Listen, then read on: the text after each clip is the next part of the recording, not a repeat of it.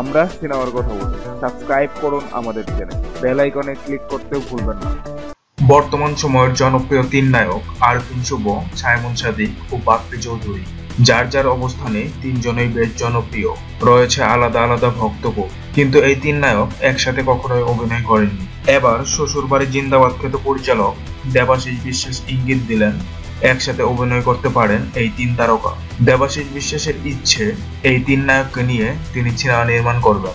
দেবাশিস বিশ্বাসের ফেসবুক পেজে আরফিন শুভ, সাইমন ও বাপ্পির সাথে একটি স্টিল ফটো আপলোড করে লিখেছেন, ৮০-র দশকে বাবা দিলীপ বিশ্বাস তৎকালীন তিন তারকা অভিনেতা রাজ্জাক, আলমগীর ও সোহেল রানাকে নিয়ে নির্মাণ করেছিলেন জিনজির। আমারও ইচ্ছে আছে বর্তমান সময়ের অন্যতম সেরা এই তিন তারকাকে এক সিনেমায় ফ্রেমবন্দি করার। গল্প রেডি, শুধু প্রয়োজন তাদের সদিচ্ছা আর সদয় অনুমতির। আমি আশাবাদী। কিন্তু সেই পোস্টের কমেন্টে জনপ্রিয় পরিচালক ইস্পাহানী আরিফ জাহান লিখেছেন, তৎকালীন তিন তারকা অভিনেতা রাজ্জাক, আলমগীর ও সোহেল রানা ওনারা ছিলেন শুধু তারকা। বর্তমান ওরা তিনজন তো মহাতারকা, এরা একসাথে ছবি করবে না। কারণ হিসেবে জানা যায়, এর আগে ইস্পাহানী আরিফ জাহান ড্রিম গার্ল নামের একটি ছবিতে বাপ্পি ও সাইমনকে নায়ক করতে চেয়েছিল, কিন্তু সাইমন রাজি থাকলেও বাপ্পি রাজি ছিল না।